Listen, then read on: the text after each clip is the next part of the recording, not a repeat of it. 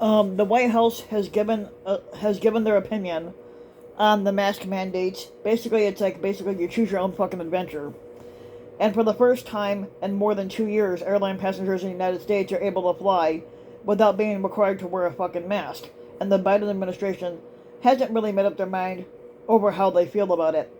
Now, one by one, the White House has seen major components of President Joe Biden's COVID-19 responses that were struck down in federal court, from his vaccine or test requirement for large businesses to his comprehensive mandate that all federal employees and contractors get vaccinated before last year's holiday season. Now, while it has been decried that those decisions in the past and they continue to fight the latter on appeal, the White House's response to a district court judge's ruling on Monday that basically lifting of the nationwide mask mandate on airlines and public transit has been far less synchronized.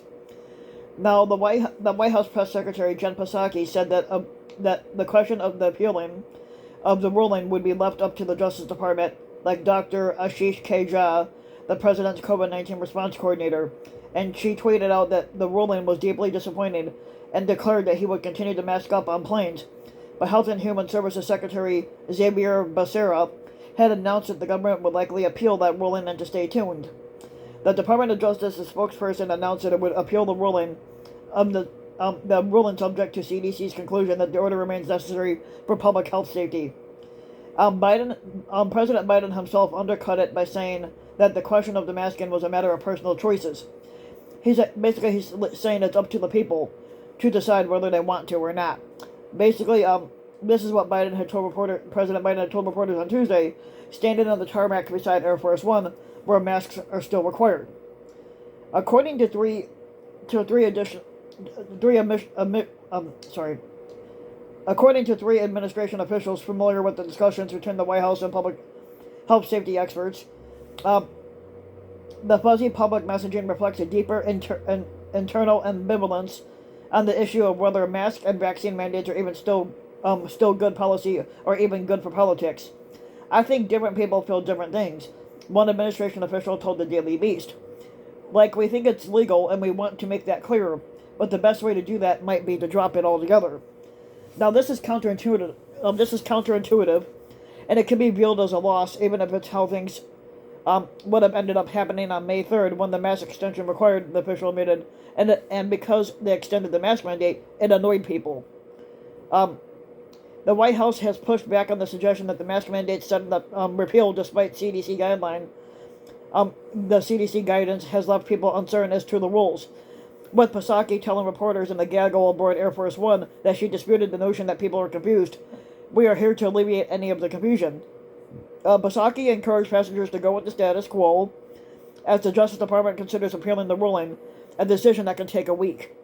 But after an administration official released a statement on Monday, even acknowledging that the Transportation Security Administration would not be requiring mask use on public transportation and the transportation hubs at this time, the dam effectively broke. All four major carriers announced that they would lift their mask mandates immediately on all domestic and most international flights. Now, even with the airlines and with the various public transit authorities and the National Rail Service swiftly announced at the end of their mask mandates, some captains even told passengers mid-flight that some stakeholders have expressed increasing irritation with the administration that once aggressively denounced the notion that personal liberty had trumped the public health, implying that Biden has now left the matter up to individual passengers. Now, we urge focus on clear communications. So with the flight attendants and the other frontline workers who are not subject to more violence created by uncertainty and confusion, Sarah Nelson who's the president of the Association of Flight Attendants, had said, the nation's largest union for flight attendants, that's what she said in her statement. Nelson noted that with violent incidents aboard commercial airline flights, they have skyrocketed in the years since the coronavirus pandemic began. Flight attendants have been primary targets of unruly passengers that were angry over being told to comply with the mask mandate. The last thing we fucking need for workers on the front line of passengers traveling today is any more confusion and chaos. The inchoate public response to the ruling, a second administration official said, speaks to the Biden administration's long-standing aversion to being seen as attempting to influence either the Justice Department or the Centers for Disease Control and Prevention for political purposes. President Biden viewed his predecessor with such incredible disdain for interfering with justice and CDC, and rightly so, the official said. He said from day one that matters of public health will be guided by science and not by politics, and this is entirely consistent with that promise.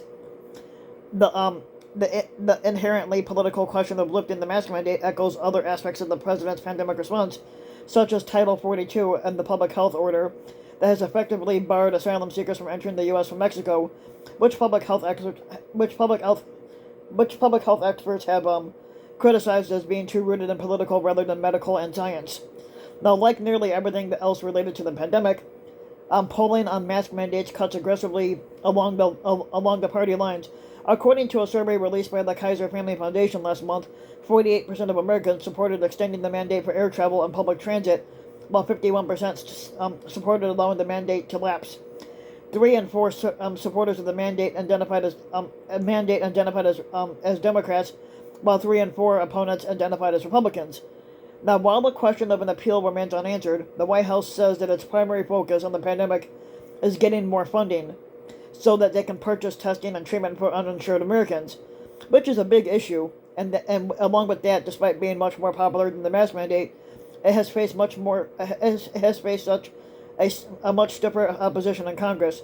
Now, the biggest concern right now continues to be the fact that we don't have funding from Congress, and to ensure that we can return to a point where we have programs for the uninsured, Psaki said aboard Air Force One. That's our biggest concern. Now, yes, with the mask mandate, I'm actually happy that where the state where I live at in Indiana, they don't have you have the option of wearing a mask if you choose to. You don't have to. If you're not, see, for me, I'm fully vaxxed, so I don't have to wear a mask as long as I show my vaccination card wherever I go. But there are certain states and certain towns that are requiring you to still wear your mask, and they're requiring you to show a vaccination card to get in. At least in Indiana where I'm at, you don't have to do that. You don't have to show a vaccination card unless you're fully vaxxed. That's if you don't want to wear the mask if you're working in the type of job. So at my job, we don't have to do that. So we don't have to have a mask unless you want to wear one. And I'm actually happy that I don't have to wear one because I can't breathe in them if you have them on. So, but if you like the video, give the video a like and subscribe to my channel, RBW King. You can also hit the notification bell so that you'll be notified when a new video comes out. And if you want to support my work even further, you could donate to my Patreon link, which you can find on the About section, and just for as little as a few bucks a month. Your donation can help the channel go a long way, and thanks for listening.